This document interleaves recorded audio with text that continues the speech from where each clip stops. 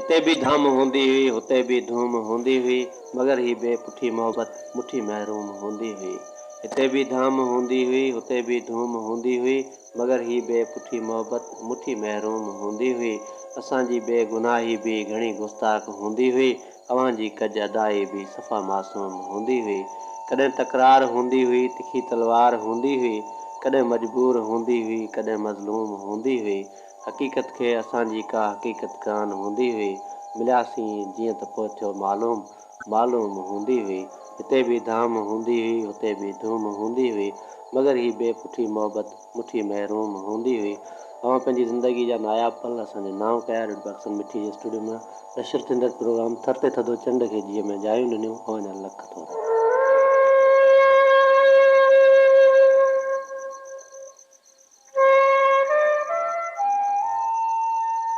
प्यारा सुंदर साथियों, विछोटनि जे वराकनि जे वर चढ़ण खां पोइ जीवन जे जहान में उदासी जा उतारा आबाद थी वेंदा आहिनि ऐं वजूद वीरान थियल ॻोठ जहिड़ो ॾेख ॾियणु लॻंदो आहे। फ़ासिलनि जे फ़रीब ऐं दूरनि जी दोखे केतिरा ई चमकंदड़ चहिरा ॿुसा करे छॾिया आहिनि ऐं पोइ बि असां हिकिड़े जुमिले खे वरी वरी वरजाए रहिया आहियूं त वक़्तु कोन्हे। हक़ीक़त इहो आहे दोस्तो त इहो असां वक़्त ते बेरहम इल्ज़ाम हणंदा रहिया आहियूं। दिलि ते हथु रखी ऐं दिमाग़ खे थोरो ज़ोर ॾे सोचींदासीं त असांजी हयाती जो पूरो पतामेल कंहिं फिल्म जी सीन जीअं अखियुनि अॻियां अची वेंदो ऐं जे वेही थधे मन सां वीचार कंदासीं त अलाए केतिरियूं घणियूं अणगणिया पल अहिड़ा पसण में अची वेंदा जंहिंमें असां टके जेतिरो बि कमु न आहियूं कंदा, पर असांजी सोच ऐं शऊर एतिरो त सुसी विया आहिनि जो थोरी थोरी ॻाल्हि ते बसि इहो ई चवंदा रहंदा आहियूं त छा कजे वक़्तु नथो मिले।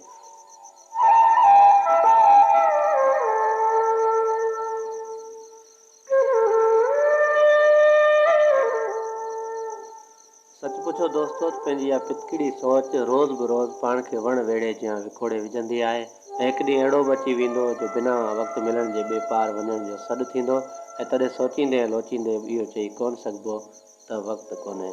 उन करे अचो त पंहिंजे वक़्त खे ॿियनि जे ख़ुशियुनि में इज़ाफ़ो करण लाइ वक़ुफ़ु कयूं, छो त हक़ीक़ी सुकून बि तॾहिं माणे सघिबो आहे जॾहिं असां ॿिए जी मुख खे मुल्क जो तोहफ़ो ॾींदासीं। बाक़ी माया मूज़नि जी मरक आहे, उन्हनि खे सूंहे थी।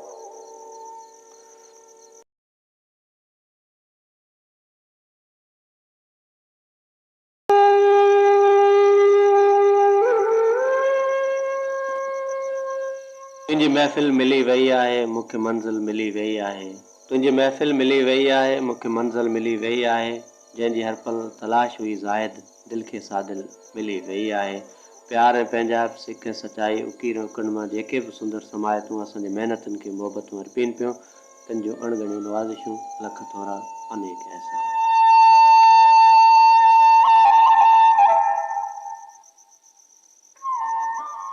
सामिन, हयाती जूं अड़े उसनाकियूं ऐं कुलई ग़मनाकियूं असांजे वस में हूंदियूं आहिनि।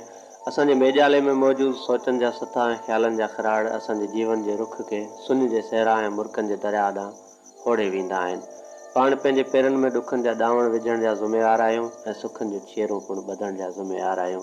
हर ॻाल्हि में समाज ऐं ज़माने खे ॾोही सम्झण खां थोरो पहिरीं जेकॾहिं मामूली सोच सारे अंदर जे जहान में जाती पायूं त इहो पतो फुरूड़ण में पल बि कोन लॻंदी त किथे किथे असांजा रवैया ऐं इरादा मसइलनि जी जड़ बणिजी वेंदा आहिनि। ॻाल्हि जो मतिलबु जेकॾहिं असां पंहिंजे मुआशिरे खे बदिलाइण जी हाम हणण जी हंभोची हणूं था त पहिरीं असां